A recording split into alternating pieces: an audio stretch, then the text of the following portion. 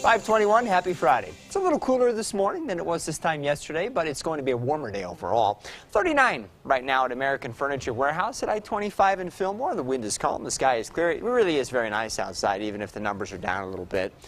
Pueblo Chieftain Studios, similar numbers here, 40 degrees on the nose. Looking downtown, off to the east, you see that bright spot out in the sky. That is Venus. We've had a few people asking about that in the early morning sky. It's awful pretty.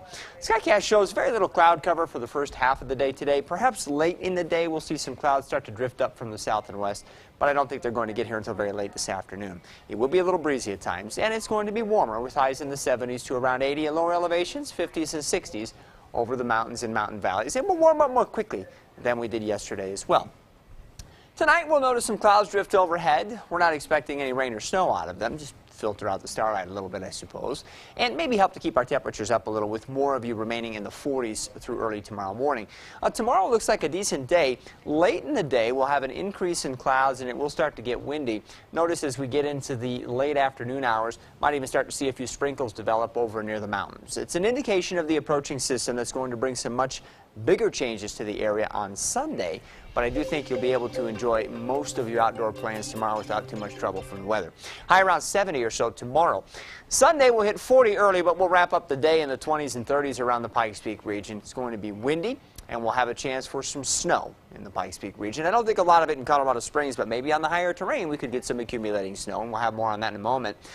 Cool on Monday. We'll be back up into the 60s on Tuesday. Then another system should arrive sometime mid to late next week with at least a chance for some scattered rain and snow showers and some cooler air. Pueblo, mid-70s tomorrow, 40s early on Sunday. We'll wrap up the day in the 30s. Raindrops, few snowflakes could be either. I don't think you'll have to worry about snow sticking on anything in Pueblo this late in the season and with a system like this, though it is a pretty cold system, so it'll be a blustery afternoon. Monday we'll have you in the 50s, and then Tuesday back into the 60s.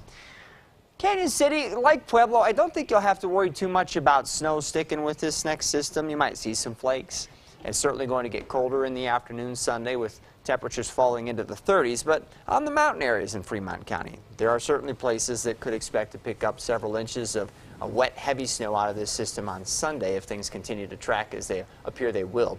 Monday we'll have 50s, Tuesday back into the 60s, and similar talk here about the mountain communities in Teller County, whereas you might get a few sprinkles tomorrow. We're really more worried about Sunday as being a day that could bring you several inches of heavy, wet snow. I mean, highs only around freezing. We'll fall back into the 20s in the afternoon, so it'll be a brutally obvious change Sunday from what we have going on here the next couple of days.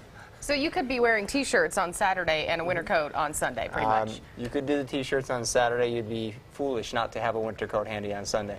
I didn't talk too much about the wind on Sunday yet, did I?